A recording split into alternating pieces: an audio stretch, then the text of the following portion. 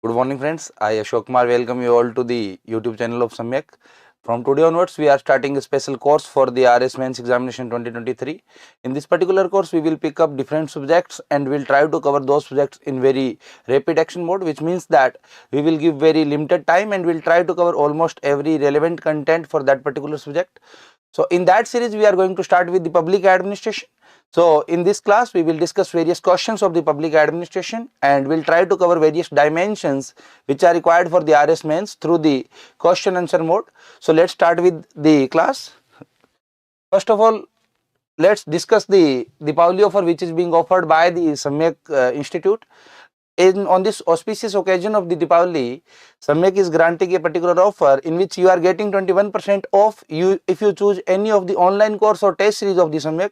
That online course can be of the RS, PSI or IAS.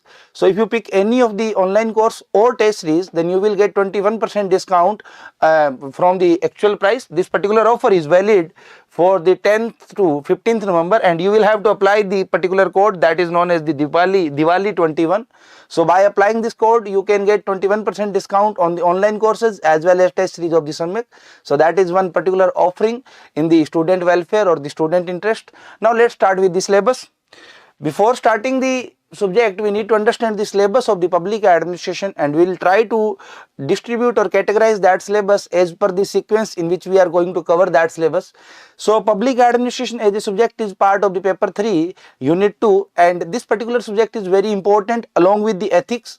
Ethics and public administration are only two subjects which are non-core, which means that which are not part of the general studies and have a very good score, or we can say that very good weightage in the RS mains examination. So this particular subject will give you around 60 to 65 marks, depending that score may vary, but generally it is 60 to 65 marks. Out of that, there will be 5 2 marker, 5 marker and 3 10 marker. So that is something around 65 marks. It is included in paper 3 unit 2. So let's start with the syllabus of the public administration. So if you go by the syllabus of the public administration, first of all we need to understand that the syllabus of the public administration is divided in various categories. So this particular syllabus of the public administration is combination of various subjects. For example, one part of the syllabus is core or pub-bed. It means that this particular syllabus or these topics we have not covered in any other subject of the RS syllabus. So this part of the pub-bed is different from the other subjects. So another part is some part from the ethics or integrity. So that part we may have touched in the ethics part, but we will cover in these classes also. Similarly, we have the one part related to the organization that can be originally considered part of the management, but from the perspective of the RS syllabus, this is not included in the management, this is included in the public administration. So basically this part will deal with that how you will behave in a particular organization, how you will play your role as an officer in whichever department you go. Similarly, there will be another part which is related to the Rajasthan polity or the administrative setup of the Rajasthan. This part is overlapping with the Rajasthan polity. So let's start with the part 1, part 2, part 3, part 4. If we talk about the part 1, then in part 1 the first topic or the basic introduction of the public administration has been given with the nature of the administration and management. We need to understand three things about the administration. One is the meaning, one is the nature and one is the significance. Another dimension which have been added particularly is the role of the public administration in developed and developing countries, and specifically developing country because India is a developing country. So obviously what role public administration or administrator can play in the developing country, that we need to understand. Similarly, the second part is about the evolution of the public administration as a discipline, that which are the various phases in which we talk about the 5 phases of the development of the public administration. So we will be covering those 5 phases. Similarly, we have a particular variant of the public administration that is known as the NPA or New Public Administration. We have the approaches in which we will cover various approaches. Similarly, we have the new public management, that is about the management of the PSUs basically. So we will be covering the new public management. We have a topic known as the change management. Similarly, we have the development administration, that is one particular variant of the public administration which applies specifically for the socio-economically backward countries, because in these particular countries the basic aim of the government is to ensure the development. So this development administration has a particular relevance in the developing country.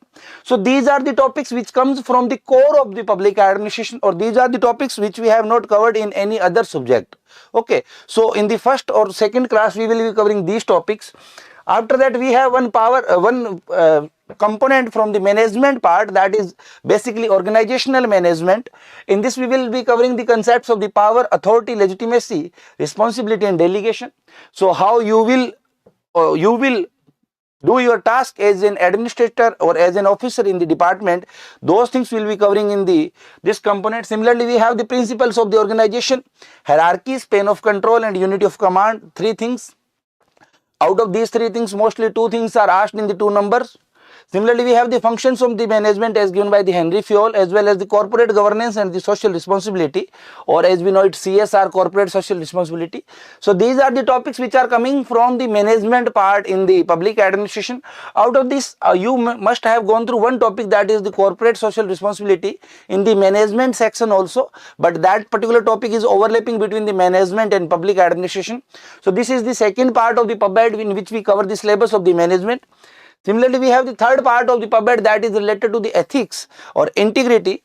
So this particular topic talks about the values of the civil services or ethical dilemma of the civil services, or what type of the values the civil servant should possess. The four topics which are given in this is the ethics, integrity, impartiality and non-partisanship, dedication to the public service, relationship between journalist and specialist. This particular topic is very important, specifically from the perspective of 10 marker, the difference between the journalist and specialist, or on what basis you can say that India needs the reform in the civil service, and we want more specialists rather than being journalist. All those dimensions we will be covering in the coming classes. Similarly, we have another part which is related to the government or the administrative setup of the Rajasthan, specifically not India. In this particular part, we have one topic that is known as the control over the administration, or we can say the legislative control over the administration, the control of the executive over the bureaucracy, similarly the control of the judiciary over the bureaucracy or the administration. We have another dimension that is related to the governor, chief minister, council of minister, state secretariat, directorate and chief secretary. Similarly, we have the administration of the district level as well as the panchayat level, in which we will be discussing the role of the district collector and the district magistrate, the SP, the SDM and Tahsil. Similarly, we will be discussing various commissions or bodies which have been established in Rajasthan for various functions or objective specific. These bodies which have been given in this particular topic is the State Human Rights Commission. These topics are overlapping with the Rajasthan polity, so we will be covering these topics in the rapid course of the Rajasthan polity. The Rajasthan polity part or the administrative setup of the Rajasthan will not be included in this particular section of the rapid course. This section we will be covering in the Rajasthan polity section, which you will be notified about the schedule. Similarly, we have the State Election Commission, Lokayukt, RPSC or the Rajasthan Public Service Commission, the two acts of the Rajasthan which is there to ensure the Sushasan in the Rajasthan basically, or the better governance in the Rajasthan, that is the Rajasthan Guaranteed Delivery of Public Service Act 2011 and Rajasthan Right to the Hearing Act 2012. So these two acts are specifically mentioned. These acts are not part of the law section or the law syllabus which is there in the RAS Mains. So these are separate from the law part. So these two acts we need to understand from the perspective of the service delivery or public service delivery. So this is the syllabus of the public administration. Out of the total syllabus, we will be discussing three parts in this rapid course that will be stretched up to 10 hours. So we will have 2 hours per day classes for next 5 hours, for next 5 days. And these 10 hours, in these 10 hours, we will cover three parts. One is the core of the PubEd, and as well as the ethical issues which are involved in the public administration, or the ethical part which is included in the syllabus of the public administration. Similarly, the management part which has been included in the public administration, this also we will cover in these 5 days. The part related to the Rajasthan polity, this part we will cover in the separate rapid course related to the Rajasthan polity, because the total syllabus is overlapping with the Rajasthan polity. So these three things we will be covering in the next 5 days. on in first 4 days we will discuss various topics through the question answer format, and the last class will be more of the miscellaneous class, in which we will discuss the remaining dimensions or the aspects of the syllabus as well as the previous year question. Though most of the previous year question will be included throughout the course of the syllabus, so there will be no need to separately deal with the previous year question, but still if any question is left, then we will cover that in the last day, that is the Saturday. So let's start with the class 1. So the syllabus for the class 1 which we are going to cover is about the meaning, nature and significance of the public administration. So we will be dealing with these 3 aspects of the public administration. Similarly, we will discuss the role of the public administration in the developed and developing countries through the question answer format. And another topic which we will pick in the first class is the evolution of the public administration as a discipline or as a separate science. So these 4 things we are going to cover in this class through the question answer format. The format which we have decided for this particular course, or the format which we have used for this particular course, is that we will first make the most probable question from these parts, and we'll try to cover this part through those probable questions. So let's first discuss the probable question about the meaning. Okay, then we will discuss the question about the nature, then we will discuss the question about the significance. Similarly, we will discuss the question about the evolution of the public administration. So these 4 topics which we are going to cover in today's class. So if we talk about the meaning of the public administration, we will discuss what is the meaning or what is the definition of the public administration. But before that, we need to understand a few questions which are related to the meaning. So there can be one question related to the meaning of the administration and public administration. Now it is possible that if they simply ask about the administration, then that will be in the 2 marker, and if they include both administration and public administration, then that can be a question of the 5 mark. Similarly, they can also ask about the difference between the administration and the public administration. Basically, this is the difference between the private and public administration. So if they ask the difference, then alone difference can be 2 marker, but when difference is combined with the meaning, then that can become the 5 marker. Similarly, we have the difference between the management and the administration, because these two things goes parallelly and mostly are used interchangeably. So we need to have a clarity of mind regarding the meaning of the management and the administration. So we will discuss the difference of the management and the administration. Similarly, there can be a question about the difference between the public administration or the administration and the governance. So we will try to cover that difference from the perspective of the public administration. Similarly, there can be a simple question about the difference between the public administration and the private administration. So again, this is a question related to the difference. These difference questions are put in the exam to know whether you have the clarification of the thought or not, because till the time you don't have the clarification of the thought regarding that particular topic, it is not possible to clearly mention out the difference between any 2 things. So the best method to know whether you have the clarity of the mind is to ask the question related to the difference. So that's why there are many questions related to the difference of the public administration with the related sciences like the management, or the another science that is the basically the governance or the topic governance. Similarly, we have a question that usually can be a question of the 10 marker. That question is that what is the basis to consider public administration and private administration to be the same, or we can say that what is the convergence between these 2 types of the administration, or what are the factors which ensures the convergence. Basically, would it be appropriate to say that gradually public is becoming private and private becoming public? So we can say that it is basically interdisciplinary approach in which we don't stick to a particular type and we stick to the objective, that is the basically utilitarian view of the public administration. So we will discuss all these things in this particular first section of this class. After that, we will move to the nature of the public administration, and later on we will move to the significance of the public administration as well as evolution of the public administration. So first thing which we are going to discuss is the meaning of the public administration. So let's discuss the topic in the brief, then we will try to answer the question in the question answer format.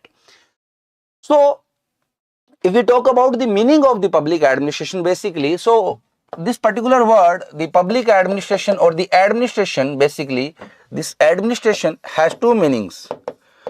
One is the obviously literal meaning, or the meaning which comes from the word itself, and another is the academic meaning or the definition basically.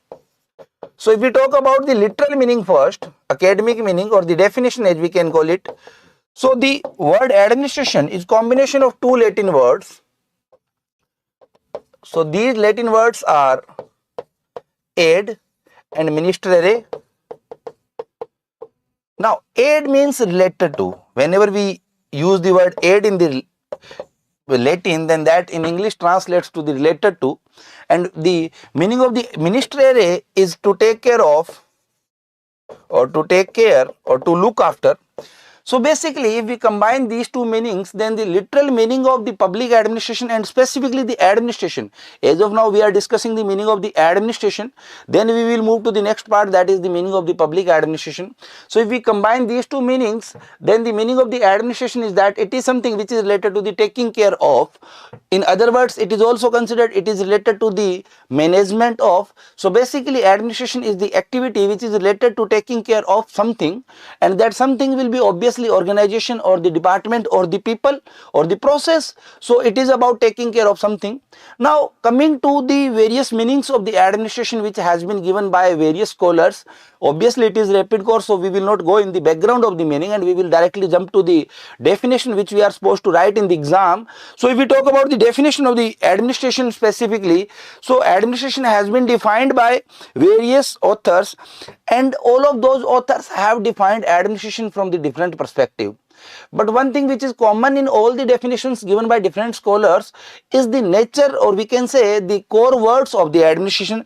They say that the administration, if we talk about the definition, so administration refers to, here we need to pick the keywords because these keywords will differentiate between the student who has the simply the general knowledge or the common sense and the student who has gone through the books, and obviously the student who has gone through the books will fetch good marks. So we need to use the language to reflect that we have gone through multiple books. We may not be specialist of any subject, but anyhow in the exam we will have to reflect ourselves as the specialist of that particular subject. So if we go through the definition of the administration, then the definition of the administration says that administration refers to collective efforts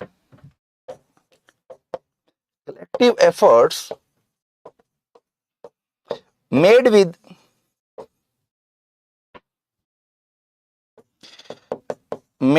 specific objective and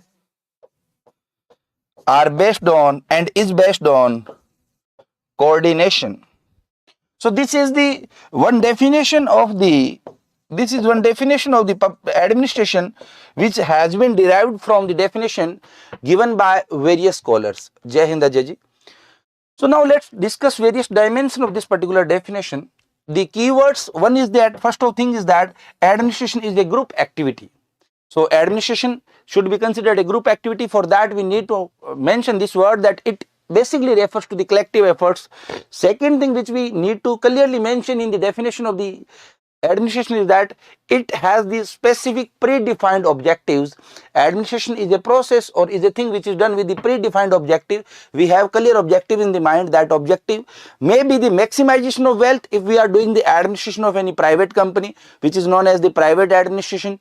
That objective may be the social welfare or the progress of the nation if we are doing the administration of the government machinery, or that is known as the public administration. But we need to have a clear objective in the mind. That's why this word specific objective has been added in the definition itself. And another the thing about the administration is that it is always based on the concept of the coordination. Obviously, if it is a group activity and if it is being done with the predefined objective, then that predefined objective can be achieved only and only if we have coordination among the members of the group. So to ensure that, we clearly mention in the definition itself that the administration is a process which refers to collective efforts of a group, and those collective efforts should be as per the predefined objective, and that the process should be based on the concept of the coordination. So this is the definition of the administration. Now what if they ask you this in the exam, then how we will write? So if they ask in the 2 marks the meaning of the administration, then we can simply write the definition, this definition, But if they ask in the 5 marks, then we need to make this whole structure, the two meanings of the administration, one from the perspective of the word, that is the literal meaning, and one from the perspective of the academics or the books, that is the academic meaning. So in the 5 marks, we can make a structure like meaning of public administration, meaning of administration. We can simply categorize two things. One is the literal meaning and one is the academic meaning, because in 5 marks we will get a good space, academic meaning. So we can make a structure like this. In the literal meaning, we will write the combination of two Greek Latin words,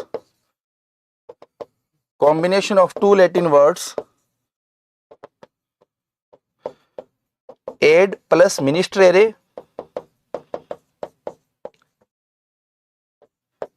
meaning related to taking care of. So this is how we can convert this 2 marker in the 5 marker, because the peculiarity about the RPS is that they generally don't differentiate between the 2 marker and 5 marker. From the perspective of the UPSC, we can have a segregate set of the questions for the 2 mark and 5 marker. But in the RPSC, generally it happens is that the question which seems to be a 5 marker, that question will come in the 2 marker, and similarly any question which seems to be of the 2 marker, that will come in the 5 mark section. So we need to have answer for both the sections, or we need to have answer from both the perspective. And here we will write the definition that administration is a process. Administration refers to collective efforts with specific objective and based on coordination. So this is how we can convert this answer in the 5 marker. If that comes in the 5 marker and if that comes in the 2 marker, then we will simply write the definition. So this is the meaning of the administration.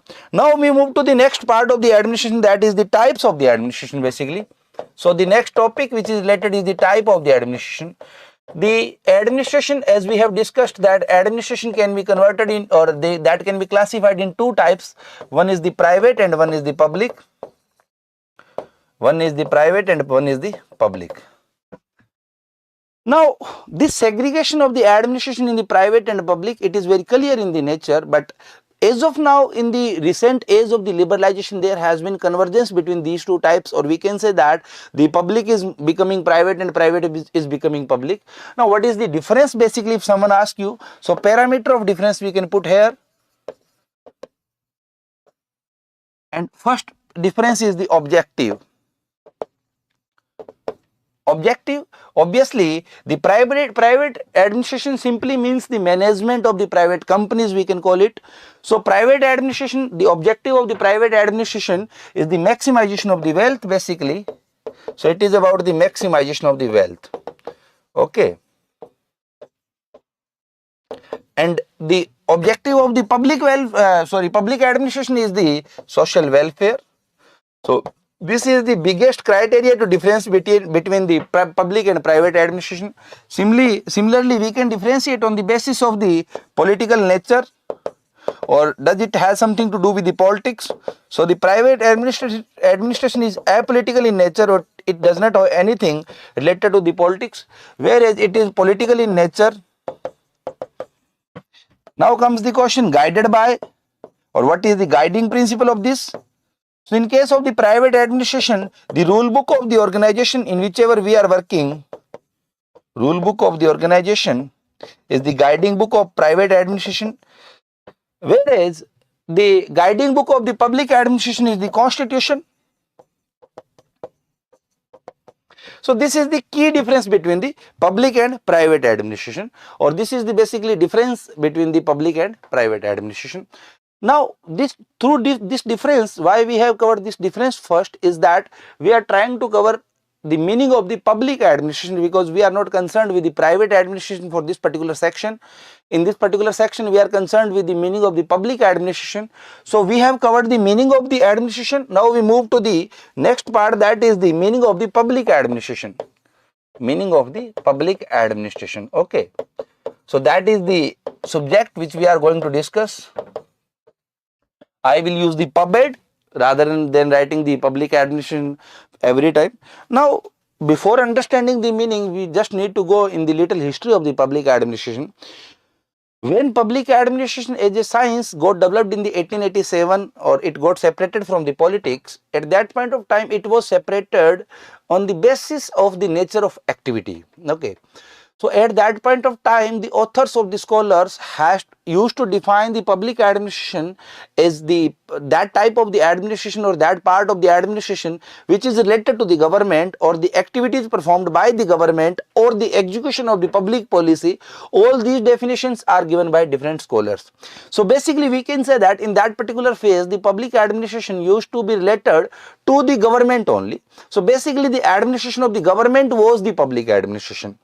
But later on, the utilitarian view of the public administration was accepted in the liberalization phase, when in the 1970s or after the 1970s and specifically 1990s, the countries started to liberalize their economy. Obviously, the role of the government also changed in those circumstances.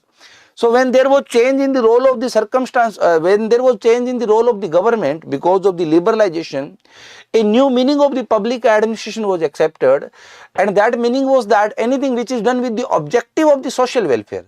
Earlier the meaning was that, or the traditional meaning of the public administration used to be that anything which is done by the government is the public administration. Though there is still debate that whether only executive part should be included or the legislative part should also be included. So that is about the scope of the public administration basically. So at that point of time, basically it was related to the government, or anything which is done by the government used to be known as the public administration in the simplest language. But later on in the liberalization phase, the utilitarian view of this particular subject was accepted, and as per that view, the public administration is not about the administration of the government, it is about any activity which is done with the purpose of the social welfare. So if we accept this definition of the public administration, then NGOs also comes in the domain of the public administration, because their basic purpose is also to ensure the social welfare. So basically they divided activities in two parts, one with the objective of the profit. So if the activity is being done with the objective of the profit, then that will be the private administration. And another thing is that all those activities, whether those are being performed by the government or those are being performed by the non-governmental organizations or non-government entities, if those activities or such activities are being done with the objective of the social welfare, then that should be included in the PubMed. So that becomes the meaning of the public administration. Now coming to the meaning of the public administration.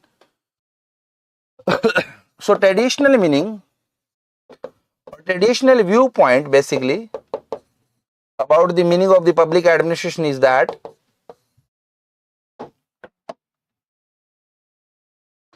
PubMed refers to that part of administration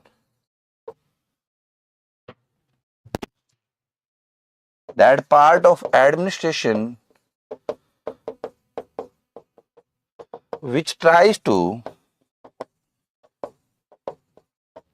give effect to political decisions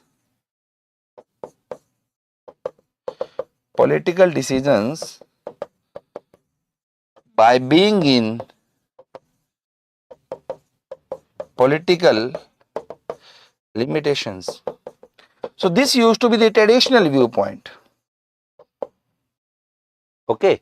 So in this particular thing, if you decipher the definition, so basically the public administration is about the government activities or anything which is done to ensure the implementation of the decisions taken by the government basically.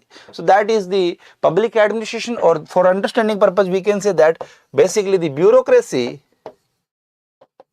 was considered the public administration, or as we know that in the executive part in the India we have one political executive that is also called the temporary executive, and one we have the bureaucracy, that is known as the permanent executive. So that permanent executive can be considered the public administration. But now, as I said, after the after liberalization or new viewpoint, or we can call it in era of liberalization, the meaning of the public administration has gone under change, and that is the pub-ad is that part of the administration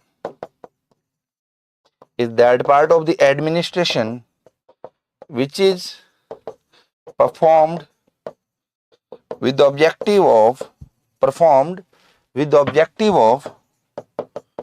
social welfare. Okay, so this is the utilitarian view of the public administration. So this is the meaning of the pub-ad. Okay, so this is the traditional view and this is the modern view, we can call it, or the meaning of the public administration in the liberalized phase. Now, if we are supposed to write this meaning in the exam, then how we will write in the exam? क्या हुआ राहुल जी, क्यों चिंता करते हो? English की वजह से कह रहे हो क्या? तो ये तो इंग्लिश मीडियम के लिए स्पेशल रैपिड एक्स कोर्स था, हिंदी मीडियम के लिए स्पेशली कोर्स चलाया जाएगा. और जब आप मेंस की बात करते हो तो obviously you need to have a command over the language.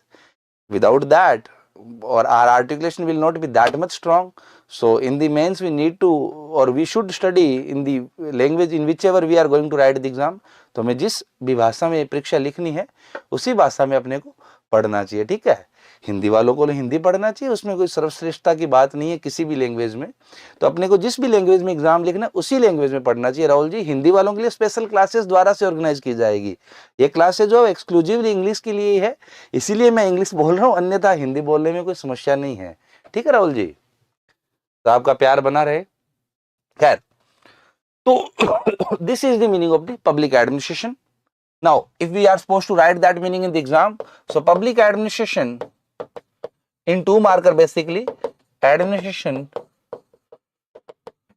is that part of the administration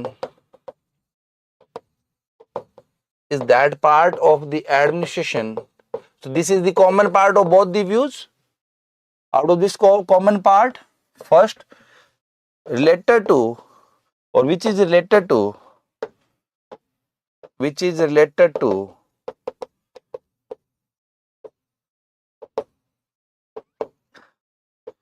executing government decisions. This much space we can get in the 2 marks. So this is the traditional view of the pub-ad basically, and which is related to ensuring social welfare or welfare of people basically. This is the modern view of the meaning of the public administration. You can also write utilitarian view. Both these words are appropriate. So this is the modern view or the utilitarian view of the meaning of the public administration. Okay. So this is about the meaning. Now let's go back to our question bank. So first question was that what is administration? We have already discussed from the perspective of 2 marker as well as from the perspective of the 5 marker. Similarly, public administration we have separately discussed. Now, how these two are different from each other, the difference we have already made it clear. Now, similarly, the second question about the relationship between the management and the administration, because management and administration, both these words are used interchangeably. So we need to establish the relationship between these two subjects, basically administration and management. So relationship you can call it, or difference between the administration and management. So देखो, the management is a word which we are discussing in this context. This management we can call it the private administration basically. So it is about the administration of the private companies, though it is different from the private administration, but still for the understanding purpose or for making it simple, we can compare it with the private administration. Now, to ensure the relationship, we have three different viewpoints. One was given by the American scholars, and another was given by the British scholars, and one we have the modern viewpoint. So first we need to discuss these three viewpoints. So to understand the relationship, we have the three viewpoints of the relationship between the management and administration. Okay, so out of these three viewpoints, one viewpoint is the American viewpoint. American view. As per this view, the management is sub-part of administration, which means that administration is a larger subject, and out of that one part is the management, or we can say that the administration is much larger activity than the management. Opposite to this or contradiction to this is the British viewpoint. Or as per the British viewpoint, the administration is subset of or subpart of administration is subpart of management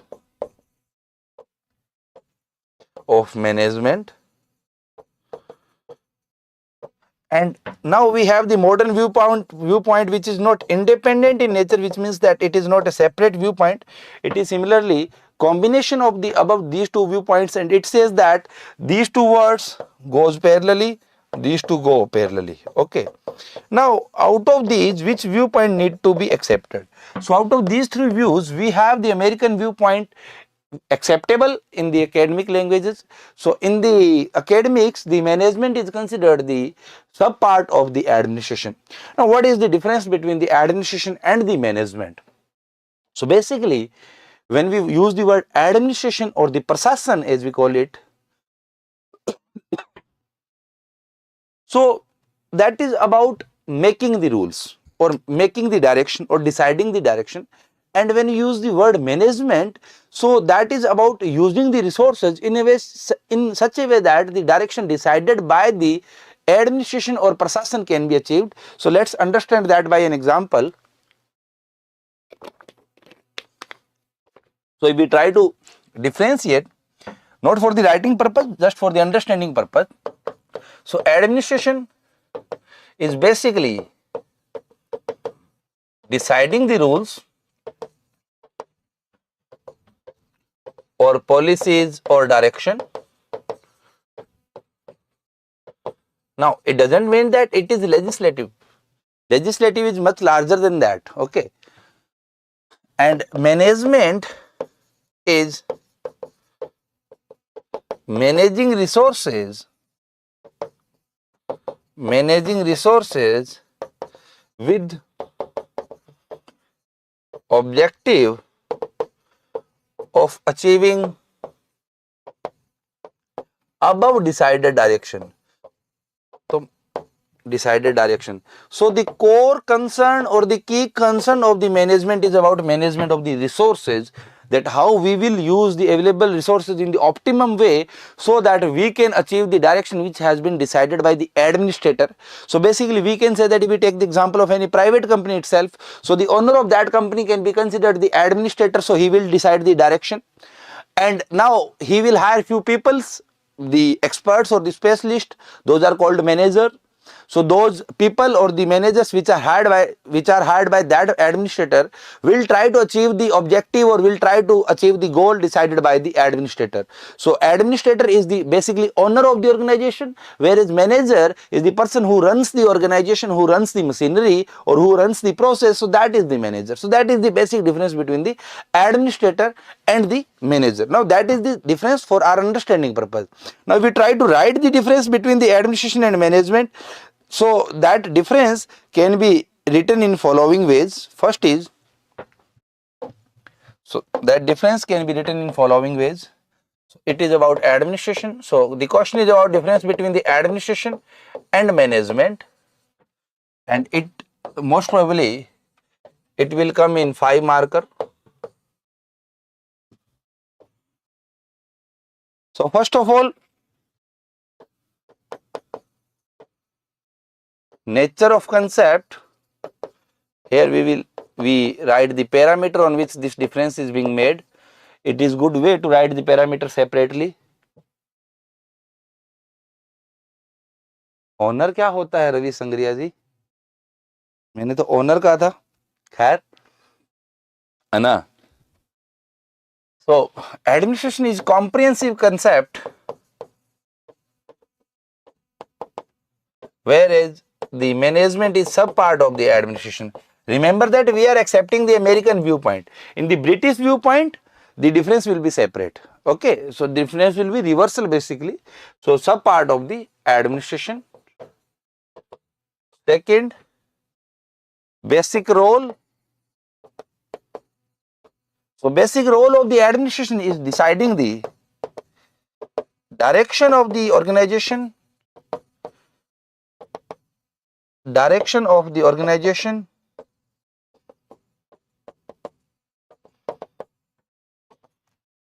and management is about achieving the direction decided by the administration.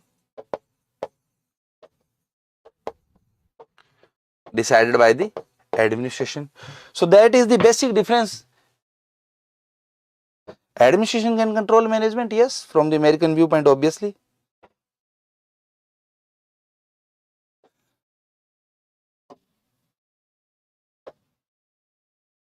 Another comes the key task.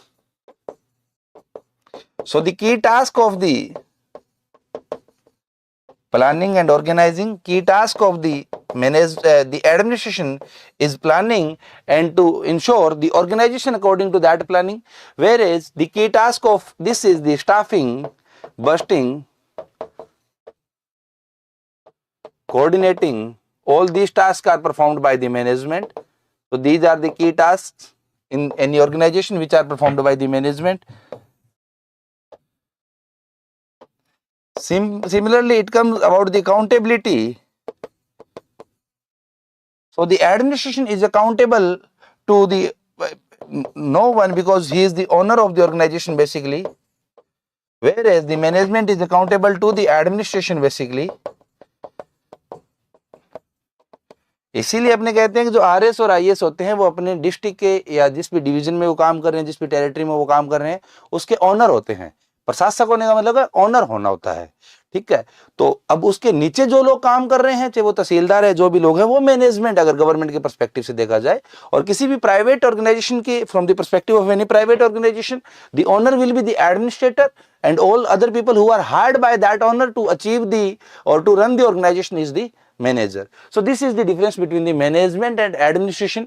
Remember that this difference is from the viewpoint of the American view, and from the British viewpoint we have the reversal of the difference, but in the larger perspective the American viewpoint is accepted, so we will accept this difference. So this is the difference between the management and administration. Okay, so the next question is about the difference between the administration and governance basically. And governance. Here remember that here the difference was basically when we were talking about the difference between the administration and the management. So basically we were talking about the difference of the private administration and management. So we were talking in the context of the private. Now we are talking about the difference of the administration and the governance. So we are talking about difference between the public administration and governance, because obviously the private can't be compared with the government. Therefore to compare the government we need to compare it with the government or administration only, that is the public administration. So this is the difference between the public administration and the governance. Okay, now for the simplest understanding, we can say that the governance is basically legislature. Just for understanding purpose, we can make it simple, is that the governance is about the legislature. It is Sarkar. In Hindi, we can call it the Sarkar basically, for making it clear. Whereas the administration or the public administration is the Prasasan, or it is the executive branch, and specifically the bureaucracy. So when we are talking about the difference of the public administration and governance, then we are talking about the difference of the bureaucracy and the legislature in the larger context. So it is the Prasasan, that is the officer cadre, and when we are talking about the governance, that comes from the government, that is basically Sarkar.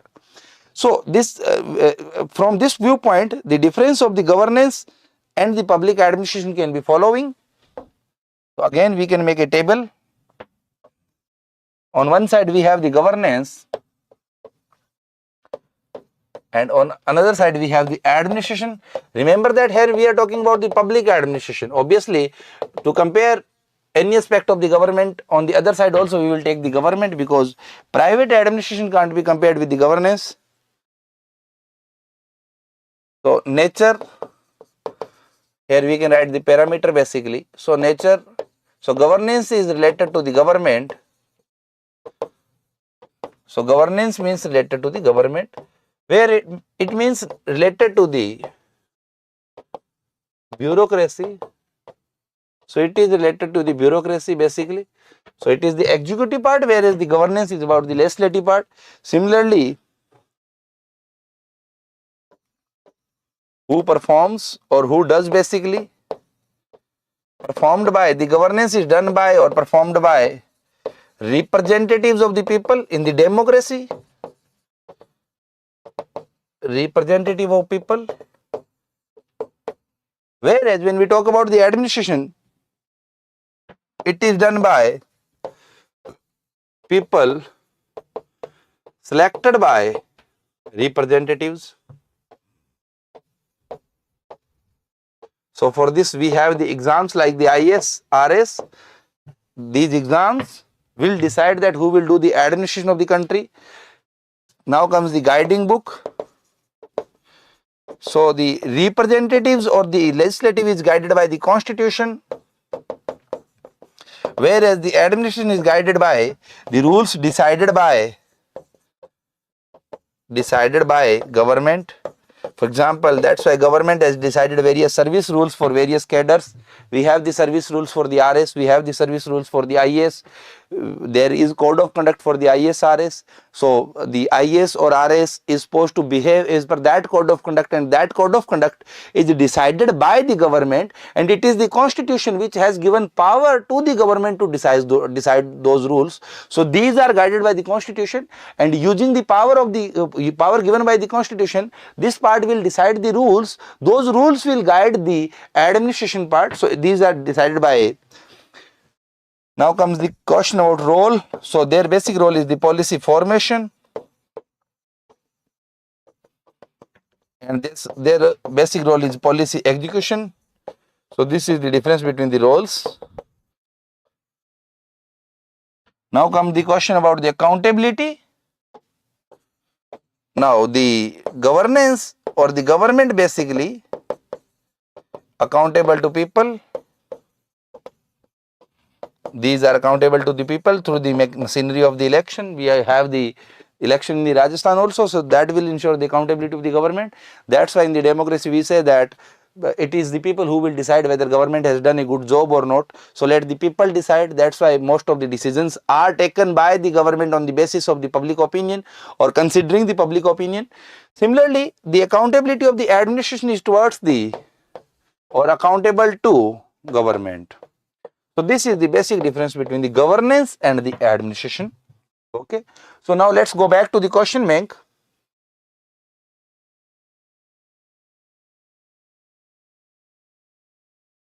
So the first question is about the what is the administration and public administration. We have discussed both the meanings from the perspective of the question as well as from the perspective of the understanding also. How these two are different from each other, that also we have discussed. Now establish relationship between the management and administration, that also we have discussed. Similarly, how public administration is different from governance, this also we have discussed. Now next question is what are the difference between the public administration and the private administration. This we have already covered. Similarly, we have another question that is 10 marker basically. The question is about the convergence of the role of the public administration and the private administration. Similarly, the divergence of the role. Now let's understand the question first and then we will try to answer the question. The question is about what is the basis to consider public administration and the private administration to be the same. So can it be same, and if yes, then on what basis these can be same.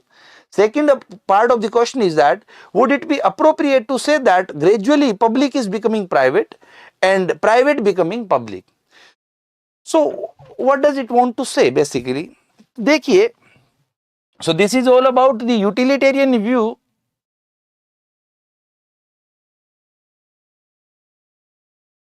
So first let's understand the theme of the question and content of the question.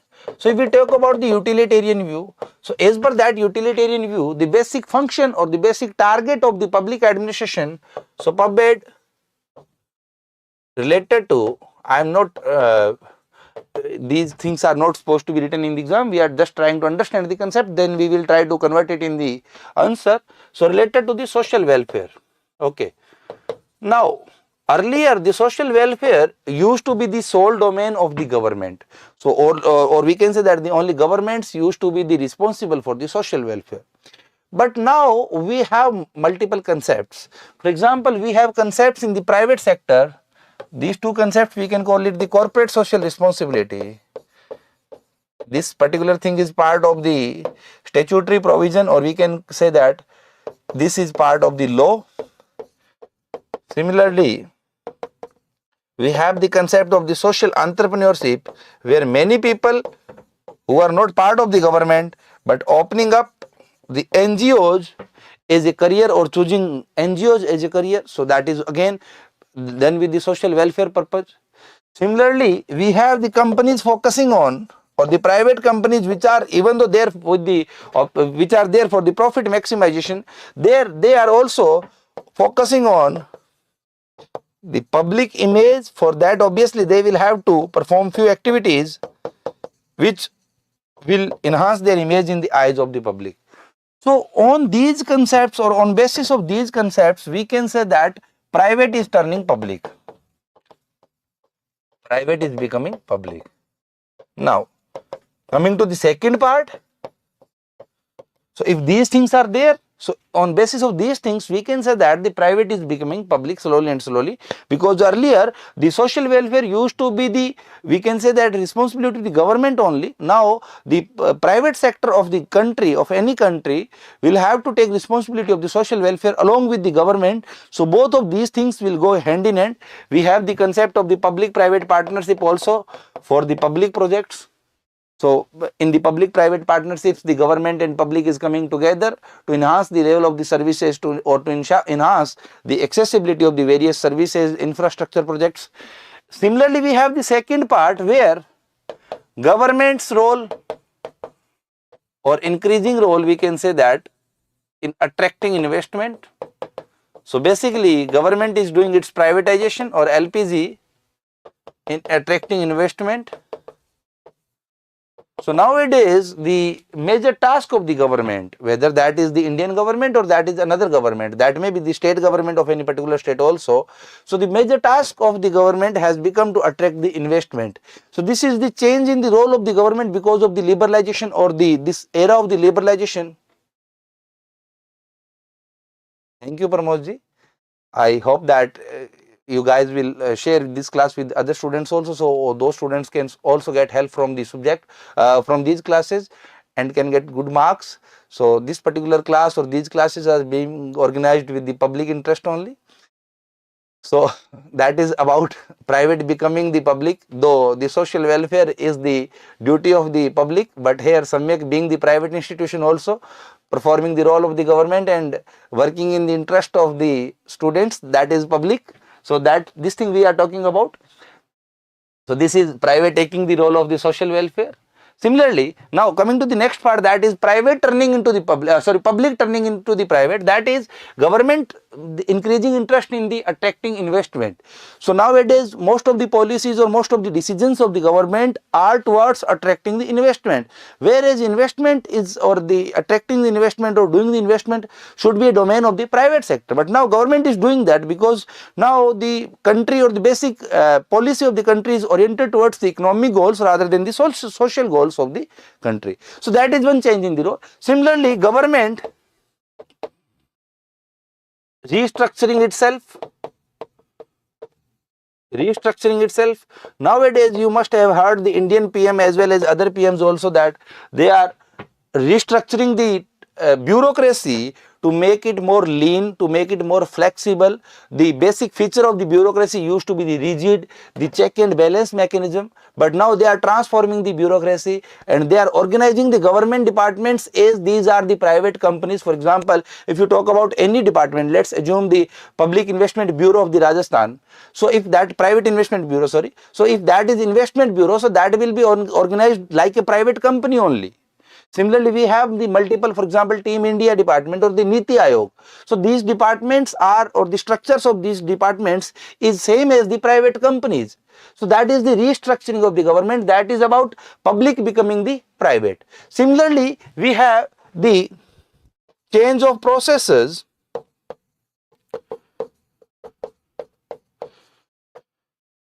Change of processes means that earlier the basic objective of the government or the basic target of the government used to be the poverty eradication, that used to be generation of the employment, that used ensuring the availability of the social services or the basic services. But now the processes of the government is to make the government more and more accountable, to make the government more and more transparent, to make the government more and more responsive, to make the government more and more participative. So these are the aims of the processes which are decided by the government. So in this basis, we can say that public is also turning into the private. So on one hand, private is turning into the public, and on the other hand, the public is turning into the private. So that is the convergence. Now let's come to the question and let's try to answer the question in the question answer format. So let's go back to the question, and that question is, what is the basis to consider public administration and private administration to be the same? Would it be appropriate to say that gradually public is becoming private and private becoming public? Okay. So first part of the question is that on what basis you can say that the public administration and private administration are same? So let's go to the answer. And second part is that would it be appropriate to say that there is convergence or there is increasing convergence basically? So let's start with the first part of the question. So answer, we can say that traditionally private and public administration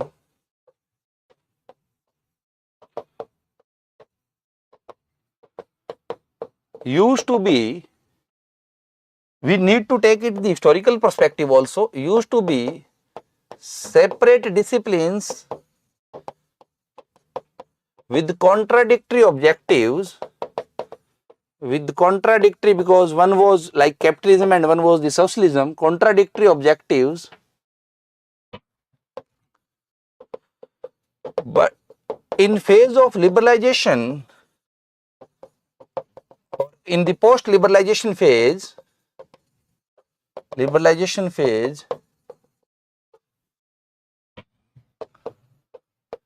both types have started to converge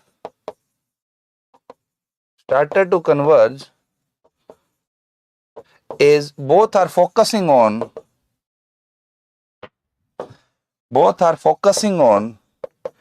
enhancing efficiency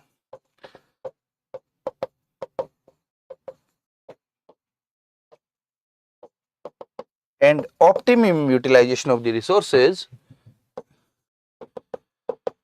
So this is part utilization of the resources. Okay, so on this basis we can say that both of these are same. Similarly, the core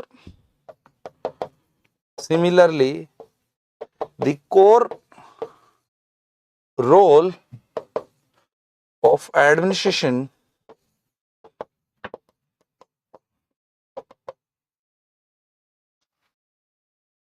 remains the same, and that is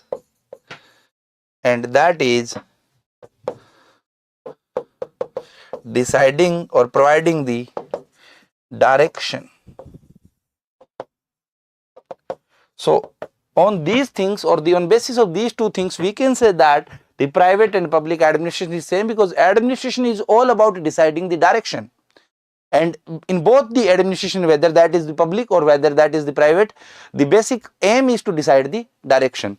Now comes the second part of the question, that is about the convergence transforming or transition of private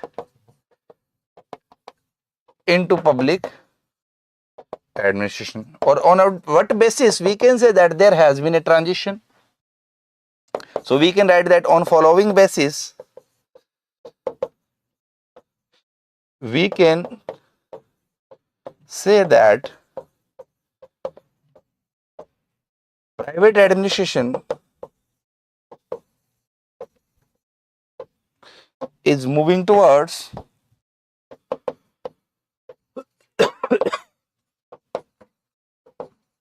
public administration. So on basis we need to write down first principle of or the provision of corporate social responsibility,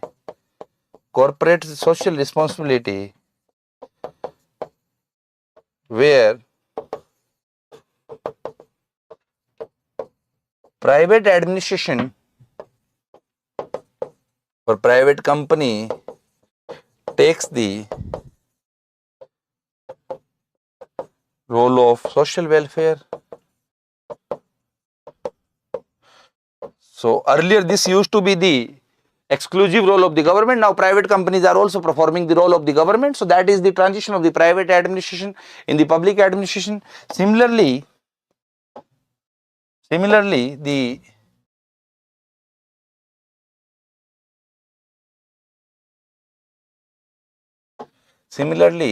the concept of public private partnership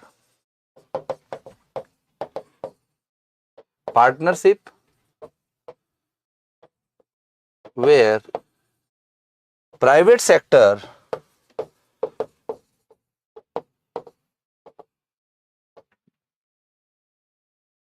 construct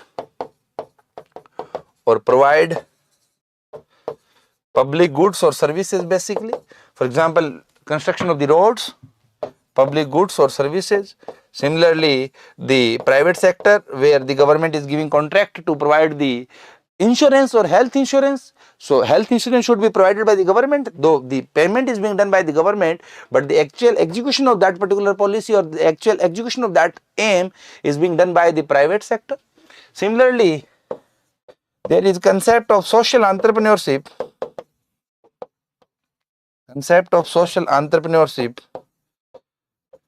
where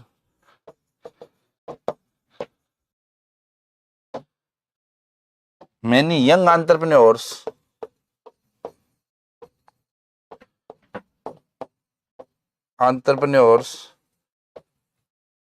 dedicates their life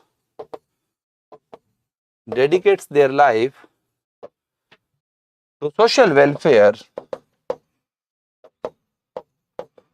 So on these basis we can say that the private administration is slowly becoming the public administration. Similarly, transition of public to the private administration, So these transactions are happening because of the circumstances which arose due to the liberalization. So one first is government's objective of attracting investment,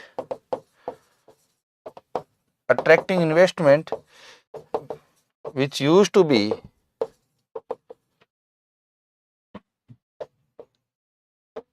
responsibility of private.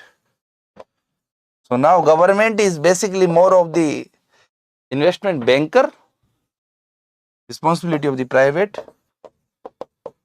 Second, restructured bureaucracy,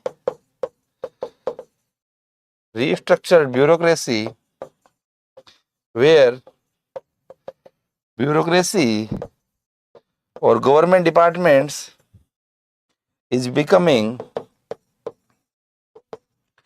lean and flexible, like private organization.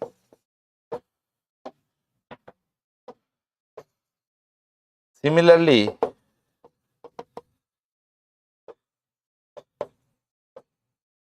change of objective of processes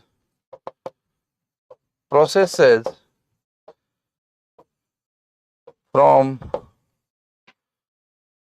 welfare to efficiency or efficient use of resources.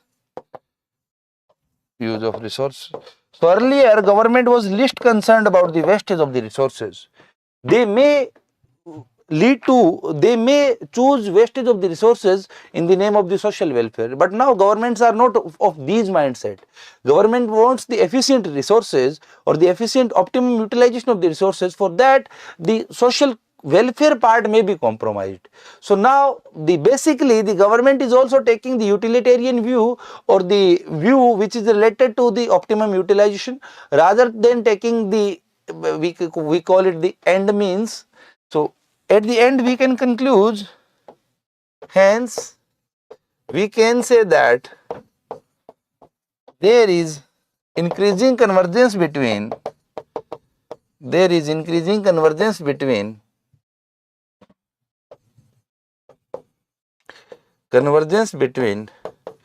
public and private administration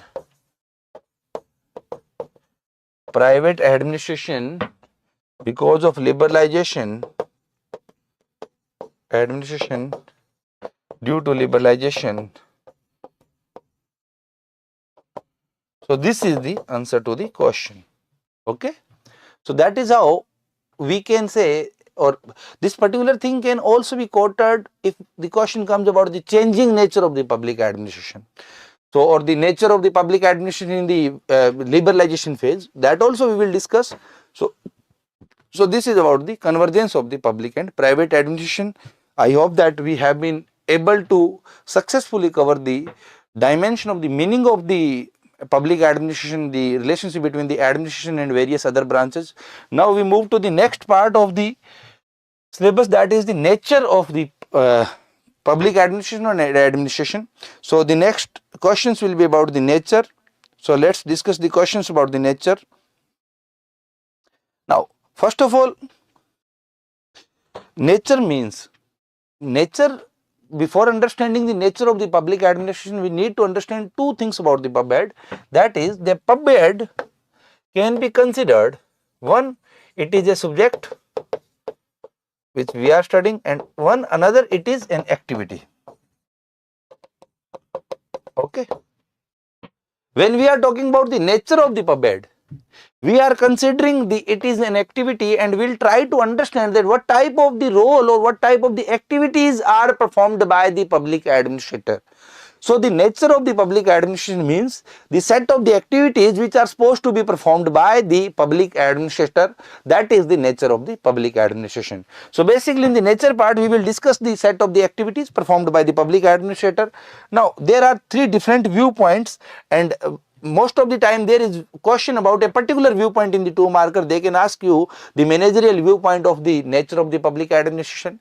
They can ask you the integral viewpoint of the nature of the public administration, and similarly they can ask you the difference between the managerial and integral. The third one is the modern viewpoint, and that is not independent viewpoint, that is simply mixing up of the two viewpoints, that is managerial and integral.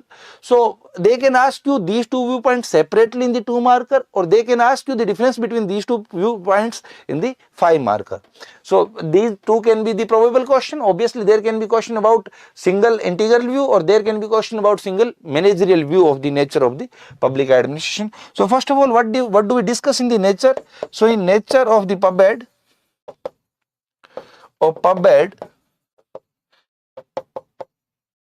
pub-ed is considered an activity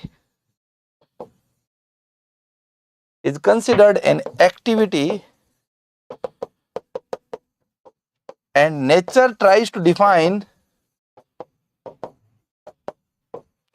the set of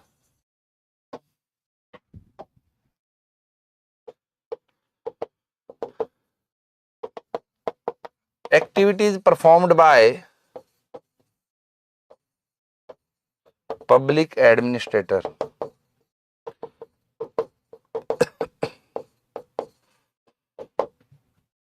Okay. So let's discuss the nature.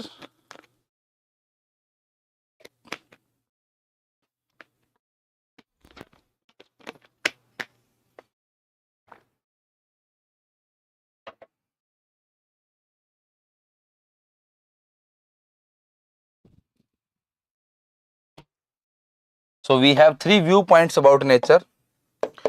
Three viewpoints. One is the managerial view.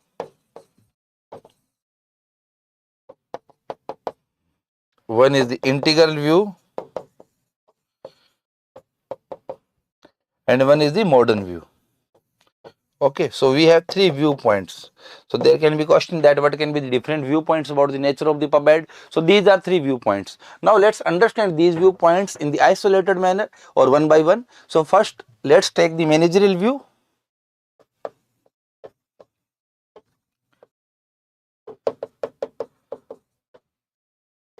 Now if you are supposed to write in the 2 marker about the managerial view, then what you will write in the managerial view? Obviously there is a larger definition, we can write as much as we want, but in the RS the art is not to expand, the art is to concise, because the question which they put, those questions are basically, by it seems that those questions should be in the more number of words, or the answer should be allowed in the more number of words, but anyhow that question will come in the 2 marker.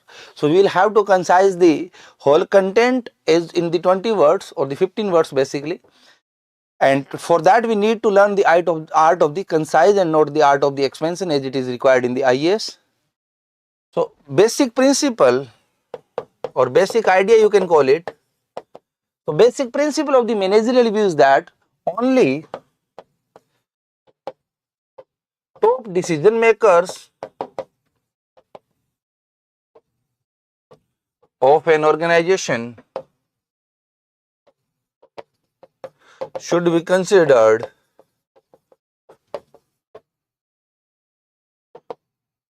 public administrator. So it says that in any company or in government department, only the secretaries or IAS or RA should be considered the public administrator, or the PN who is working in the office, or the clerical staff who is working in this office, or security staff which is working in the office should not be considered the public administrator, or those should not be covered in the domain of the public administration. That is the managerial view. Now when you are writing about the managerial view in the exam, then obviously we need to write the proposer of this concept. So another thing which you will have to compulsorily mention is the proposed by. So the basic idea of the managerial view was given by the Henry Fayol, and another person is the Luther Gulick.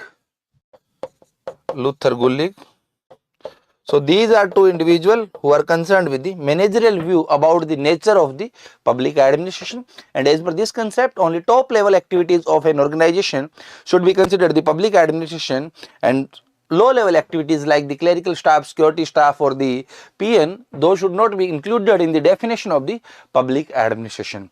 Similarly, we have the integral view about the nature of the public administration, that is the integral view. Now the basic principle or the basic philosophy of the integral view is that if any organization or department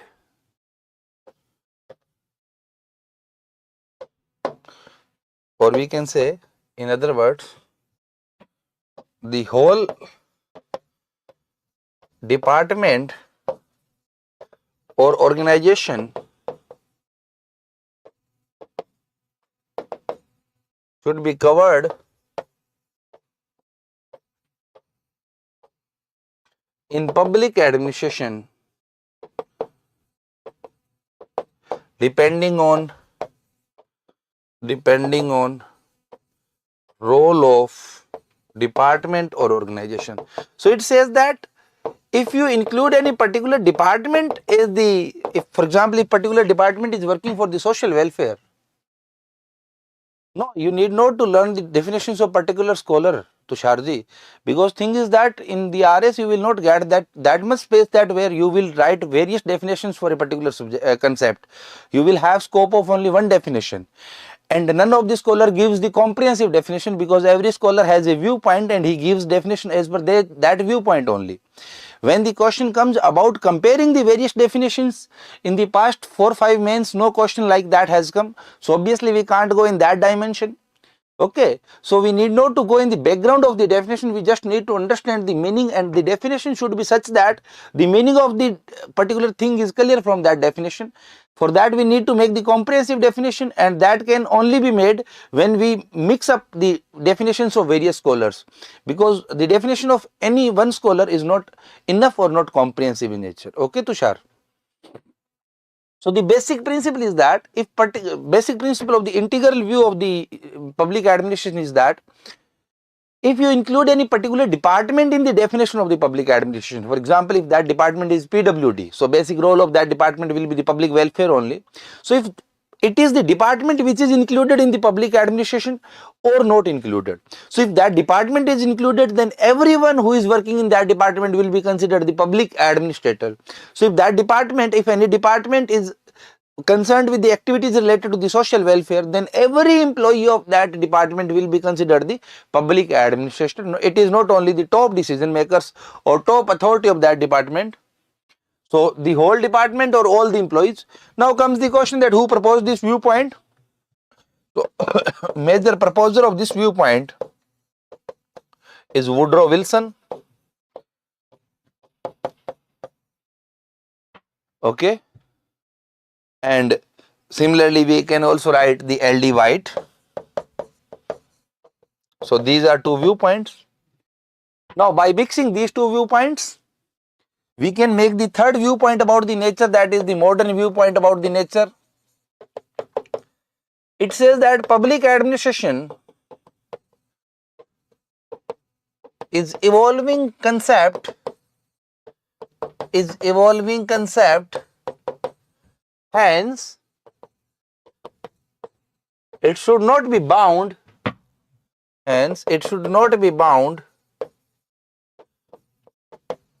within limits of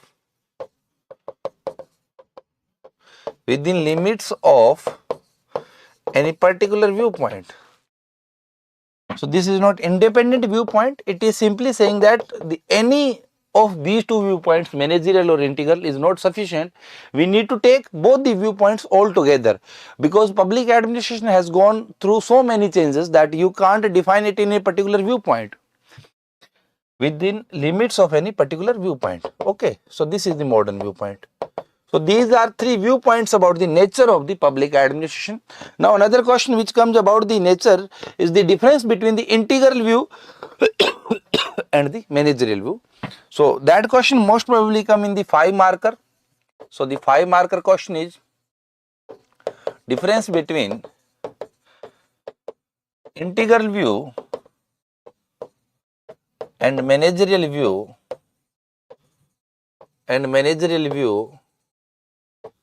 about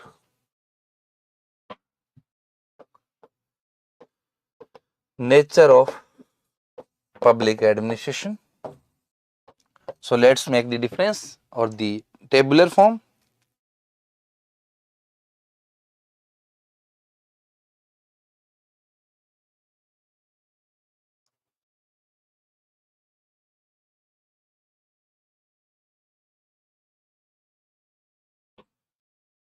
So it is the integral view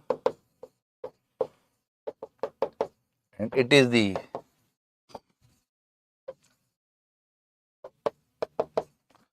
managerial view. So as per the integral view, administration includes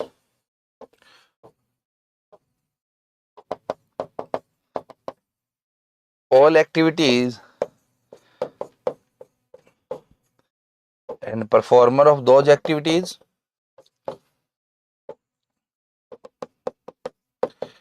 in particular department or organization, So in a particular department or organization, if that particular department is dealing with the social welfare, then all the activities or all the employees of that department will be included in the definition of the public administration. It says that only managerial activities, that is top level activities or top executives, are included in definition of the administration. Second,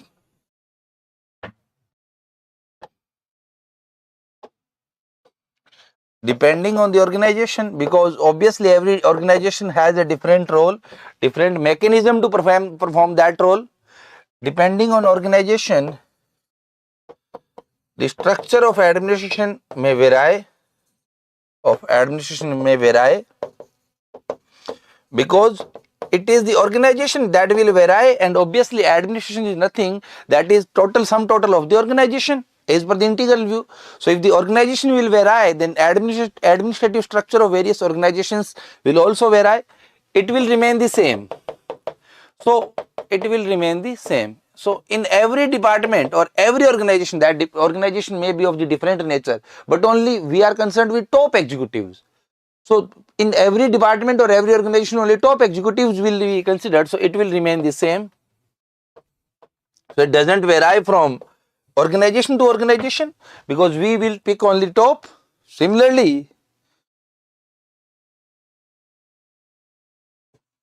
if we talk about the scope, so this particular thing that we will discuss in the coming parts, that is it is called the subject matter view. Subject matter view. So depending on various subjects or specific subjects, there will be different structures of the organization, whereas it is about the post-core view. It means that management will perform only these activities. It is not like that in different organization the management will perform the different activities. Now comes the proposers or major scholars of particular approach. So in case of the integral view, the major proposer is the L.D. White and Woodrow Wilson, and this is proposed by the Henry Fayol. So this is the difference between the managerial and integral view of the nature of the public administration. This is the difference between the nature. Now we move to the next part, that is the evolution of the public administration. So first let's discuss the questions about the evolution or the probable question. So it is the most important topic from the core part of the public administration. Now in this core part, the the expected 2 markers can be as following. First, there can be a simple question about the summary of the different phases. We have the 5 phases of the evolution of the public administration that we will discuss in the very short manner. Similarly, we have they can ask about major scholars of a particular phase, or they can ask about a particular phase. Similarly, there can be question regarding the factors which led to the development of the public administration as a separate discipline in the, it is 1887. Similarly, what do you understand by stage of politics, administration dichotomy? Now remember that this is one question. There can be similar question for 5 phases. They can ask you about the era of challenge, that they can ask you about the crisis of the identity. So they can ask you about any single phase in the 2 marker. Similarly, they can ask about the contributors of a single phase in the 2 marker, or they can ask you simply to simply write the names of the 5 phases in the 2 marker. Okay. Now coming to the 5 marker, the question can be either about a brief of all the phases. So we will have to do a comparative study of all the phases. Similarly, there can be the about evolving question about the current state of the discipline of the public administration. Similarly, there can be a particular phase in the they can ask a particular phase in the 5 marker also, and if they ask a particular phase in the 5 marker, then we will have to give the comprehensive details of that particular phase. And similarly, there can be question about another question which has not been put in the previous exams, but we need to go little bit out of the context also. That is about what has been various milestones in the development of the public administration as a separate discipline in India, because generally it happens is that we study the evolution of the public administration from the perspective of the American studies. Okay, now if particular, to give a spicy flavor to the exam, the examiner can ask you about the development of the pub ed in the India also, though it is not specifically mentioned in the syllabus that they will ask. So it is about evolution of the public administration. No, it is neither word or India. So as a discipline, it has been developed in the USA, but obviously there have been few activities in the India also. We need to be aware of those activities. Similarly, in the 10 marker, there can be a possible question like that. This question is all about summary of the evolution. So in the 5 marker also there can be summary, in the 10 marker also there can be summary. We just need to be particular about the content which we will write in particular phase. So before that, let's have a rough idea of the evolution of the public administration. Remember that till the time of the 1887. First of all, let's understand it in this way. So public administration, again, we can consider it as an activity and we can consider it as an subject. Okay. So as an activity, the public administration is not a new thing. It got developed parallel to the political organization, and it is considered that the political organizations developed during the Neolithic phase, or the initial type of the political organizations came in there.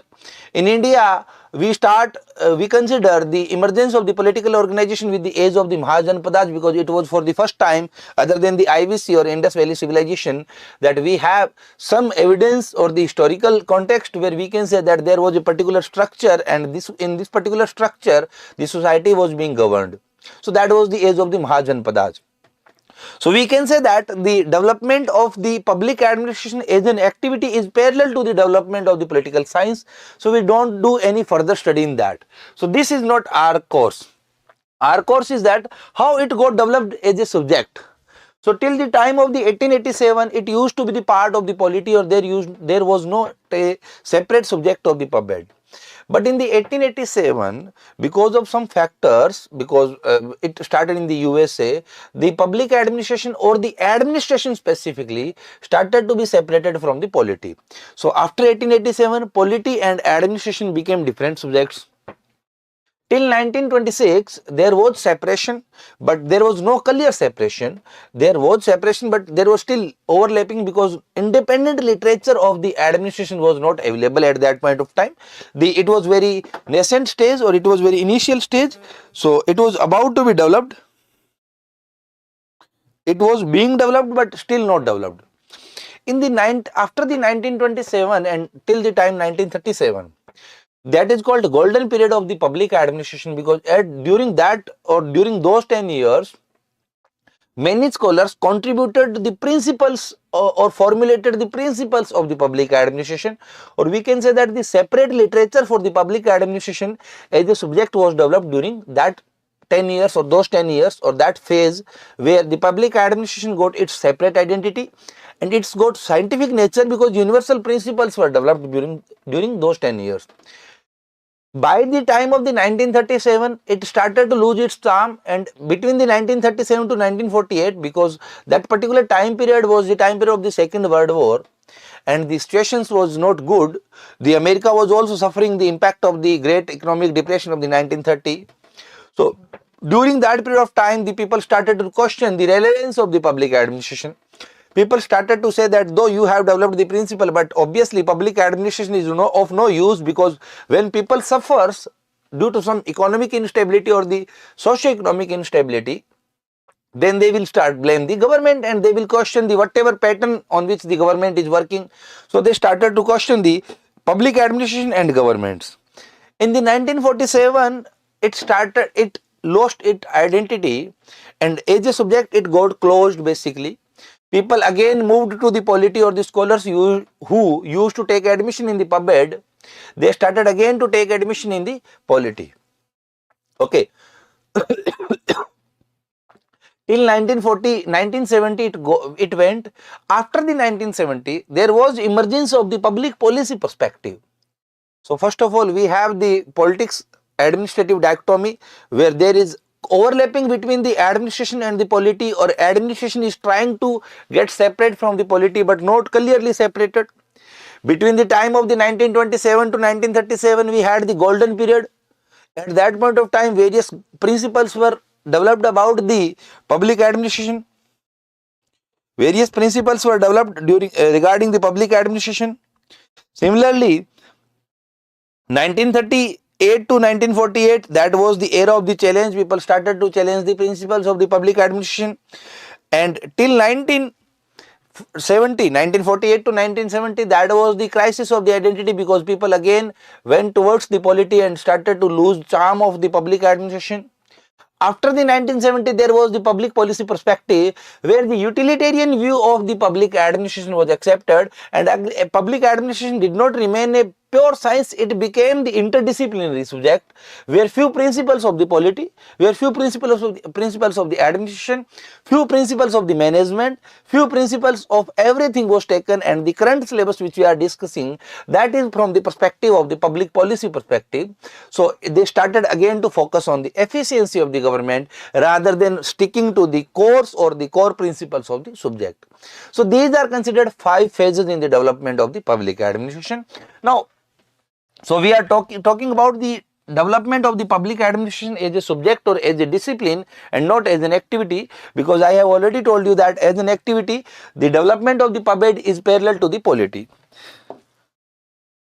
So evolution, we can divide evolution in 5 phases basically. This is the summary. Before 1887 and after 1887, this is the, we have 5 phases. One is the politics, administration, dichotomy, between 1887 to 1926. Second phase or phase 2 is the development of administration or development of principles basically. This development of or the development of principles of administration,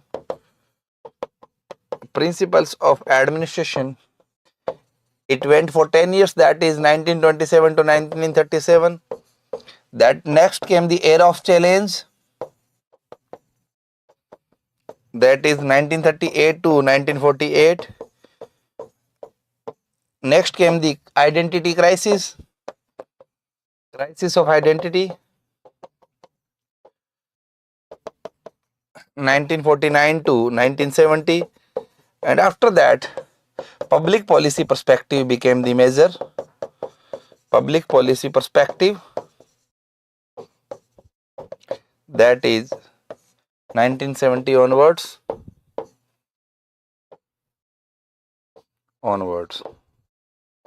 So these 5 phases we will discuss in the detail, but before 1887, we can have a brief discussion because it is not that important, but still we need to understand few things about the 1887. So if there can be one question that which were the scholars who contributed in the development of the public administration before 1887. So scholars, if we talk about of the pre-1887, we are talking about. After 1887, we will discuss later. One can be considered the Kautilya, who wrote the book Arthashastra, and this book was considered the early encyclopedia of the public administration. Similarly, we have the Plato, who wrote the book The Republic. You just remember the name of the book and the author. Again, he made it clear to the king that what type of the responsibilities he should perform. Similarly, we have the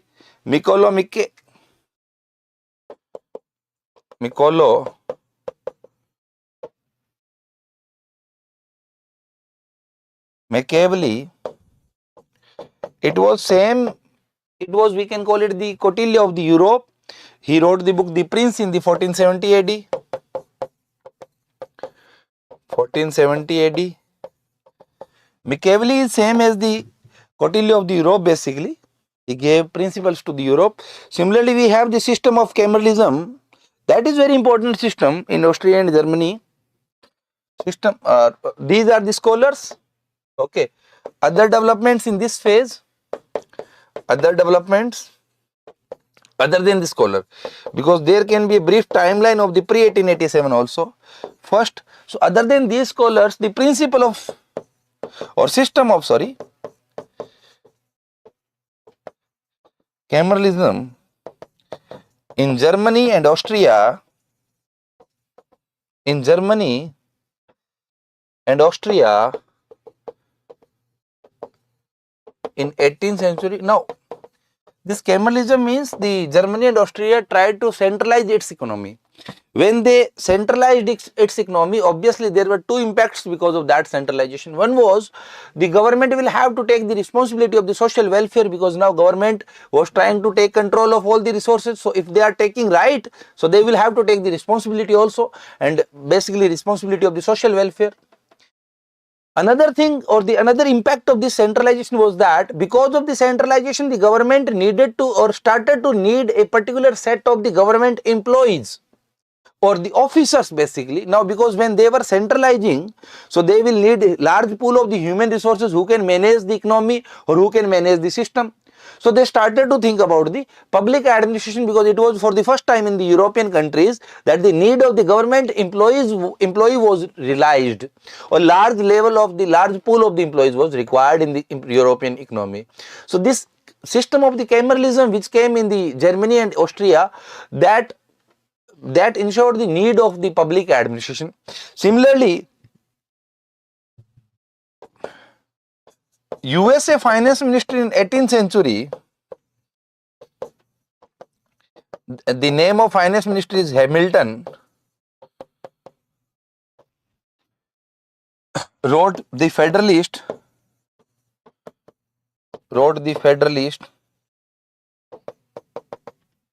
in which he used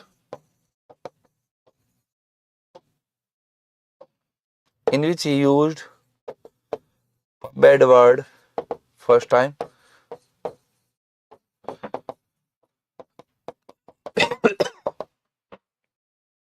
Similarly, there was a book in the 1812, and that book was written by Charles Jean Bionis,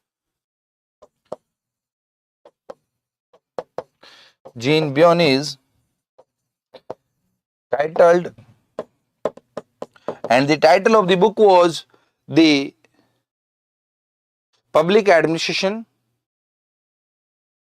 Principal Administration, the Public Principles Administration, the Public.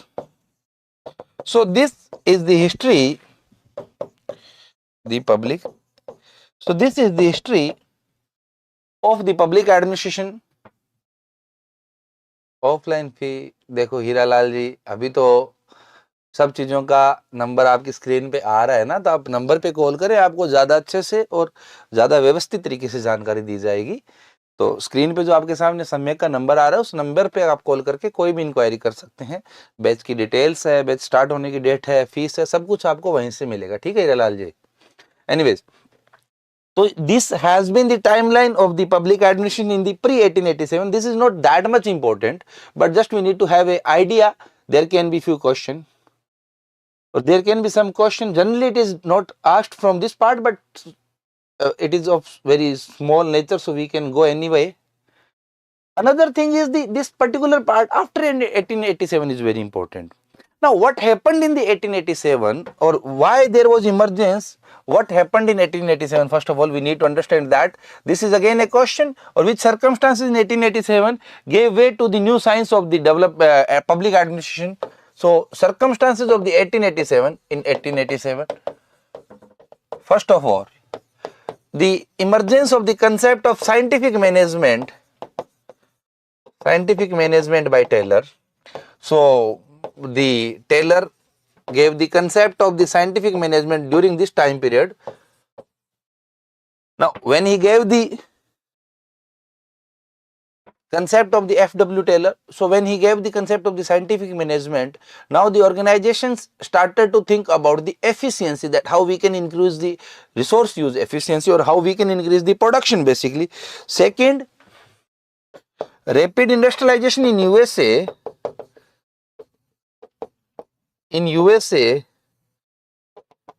hence large class of labor So many people were migrated from the rural to urban areas, and when there was large population of the migrated population, so obviously government will have to take care responsibility to provide the basic services. If they are not able to provide the basic services to the labor, then labor will not move to the urban areas, and if labor don't move to the urban areas, then the concept of the industrialization will fail anyway. So rapid industrialization, hence large class of labor moved to the urban areas, moved to urban, and in this way government had to take responsibility to provide basic things. Second, this is the time period when it is considered that a particular system that was used to be known as the end of spoil system. So there was a particular system in the USA that is called spoil system. Now this spoil system means basically nepotism. So as per this system, the political masters of the USA used to appoint people to the government offices. So there was no principle of the merit, or there was no principle of the efficiency in the government post. Now this system ended. So the government was being restructured. So when government was being restructured, there was need to study, and that gave way to the science of the public administration. So that is how the science of the public administration developed. Now coming to the 5 phases, we can write the 5 phases in the tabular manner, but you can write them separately also. So we can write them in the tabular manner also. First is the phase and time, name of phase.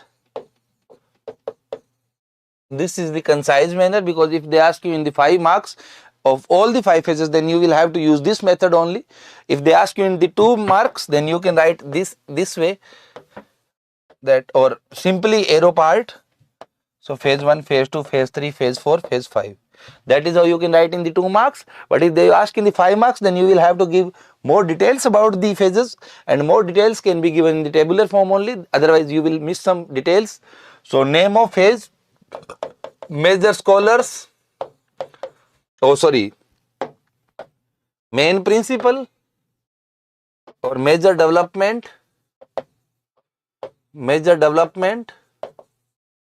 and major scholar. So these details we need to remember about every phase. So phase 1 is between 1887 to 1926. It is the politics administration dichotomy. Major development, administration started to be separated from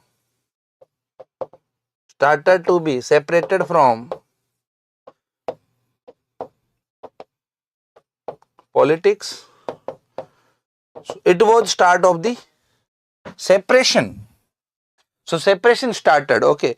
Now coming to the major, scholars of this particular phase is the Woodrow Wilson.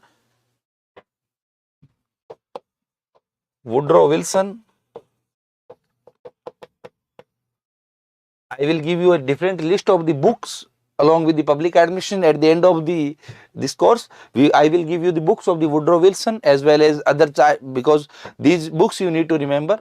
So major scholar was the Woodrow Wilson as well as the Frank J. Goodenough.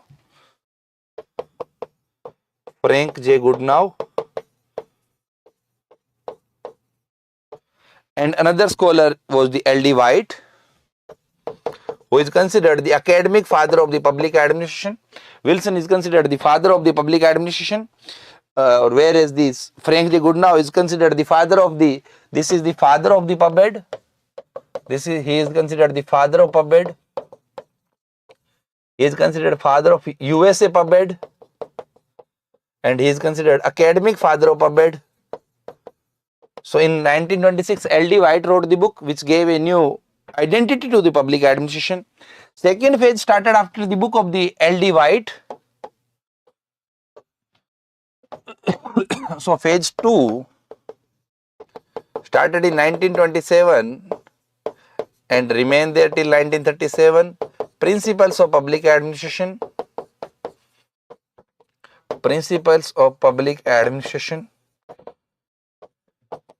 Scholars developed scientific and uniform principles with objective of increasing efficiency. So basic increasing efficiency. Now what happened during this phase was that they tried to transform the public administration into the science, and for turning it into the science they developed the scientific principles. Okay, now the basic aim of these principles to ensure was to increase the efficiency of the organization. So basically they forgot about the public dimensions of the public administration and they focused more on the private administration. So till this period of time the administration was more of the private administration and not the public administration. The major contributors of this phase is the Henry Fayol. Along with Henry Fayol, the MP Follett and Gulick,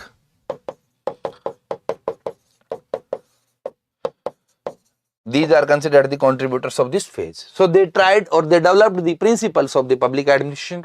Then came the third phase,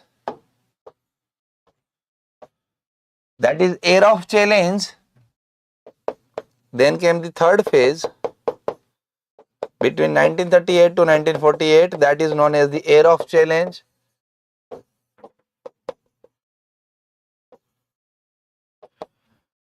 Critics argued or critics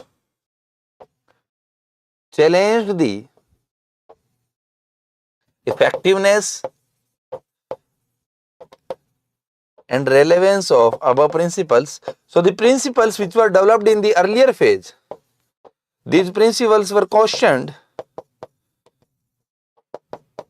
and the basic reason behind the questioning, or the basic, we can call it the theme of questioning, was that the principles which were developed in the second phase, these principles made the public administration purely private administration and they forgot about the humanitarian view.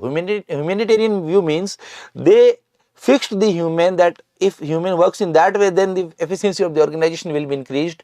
So basically they considered human as machine, but in the 1948, in the 1938 there was emergence of the humanitarian view. The humanitarian view considered that humans should be considered as human and you can't expect a particular set of behavior only. So there will be deviance of the behavior, and the biggest critic was the Elton Mayo and Robert Dahl. So these two people criticized the public administration. After that, and remember that biggest reason behind this critics was that the public administration did not remain humanitarian. After that came the phase 4, that is between 1948 to 1970, that is crisis of identity. In this phase, PubMed lost its identity and scholars started to move towards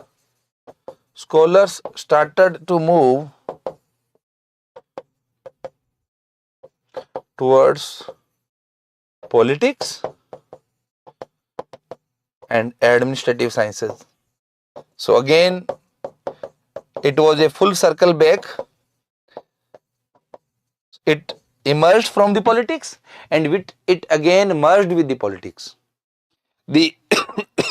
Though there are no many scholars, but one important name is March and Simon. Okay, so it again merged with the politics. So it again went to the point from where it started. After that came the last phase, that is phase 5. That is after 1970, and it is called public policy perspective.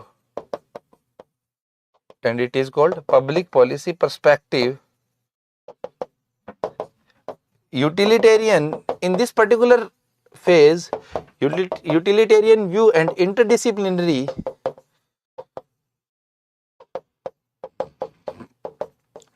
view Oh, PubMed accepted. So now PubMed did not remain the pure science. People started to study again PubMed, but with objective of making the government better. And there is no much scholar in this particular science, so it promoted the utilitarian view of the PubMed. So these are the 5 phases of the PubMed. Okay, so these are the 5 phases of the development of the PubMed. Now let's go back to the question bank. So the first question is, which are different phases in the development of the public administration as a discipline? So these 5 phases you need to remember. You just need to write the name of the phase and time period of that phase. Second is, mention the major contributors of the development of the public administration in the pre-1887. We already gave the name of the Kautilya, Plato, all these names you need to mention there. Third, which factors led to the development of the public administration as a separate discipline in the 1887? We gave an answer to this question. Remember these 3 factors basically. I don't know where it is. So the factors. These were the factors. First factor was that it was the time when the principle of the scientific management was developed by the Taylor. So basically the focus on the efficiency was renewed. Similarly, it was the time when the rapid industrialization was happening in the USA, and because of that rapid industrialization there was need of large labor which was moving from the rural areas, and when there was large migrated population, obviously someone will have to take care of the basic services or basic necessities of that population. So government started to focus on the social welfare, or government started to take responsibility of ensuring basic services. Similarly, there was the end of the spoil system. Spoil system is a type of the nepotism policy, or used to be a type of the nepotism in the US, where the government posts were filled with the people who were decided by the political masters. So now the people started to be chosen as per the merit and efficiency. So these factors led to the separation of the separation of the administration from the politics. Another question is, what do you understand by stage of politics administration dichotomy? So it was a first phase. So now if you want to write about a particular phase, then how you will write? So it was first phase, that is 1887 to 1927 in evolution and administration started to separate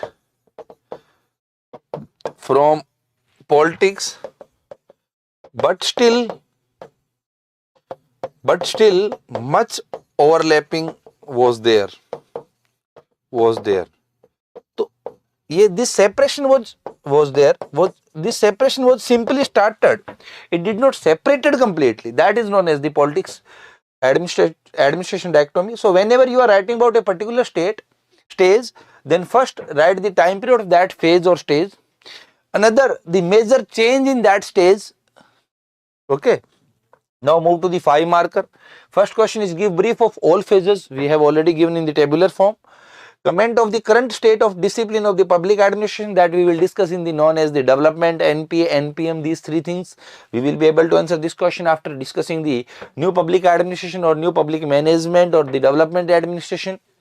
What is the crisis of identity? So this was the phase where people again started to move towards the politics and administrative sciences, or we can say that the separate identity of the public administration was lost, and it again got merged with the politics. What has been various milestones in the development of the public administration as a separate discipline in the India? And similarly, we have a question, public administration has fought its own battle to establish itself as a major discipline marked by various ups and downs. Explain. So again, it is about summary of all the 5 phases, and in that summary you will have to particularly mention that how public administration as a separate discipline got separated from the politics and again got merged with the politics, and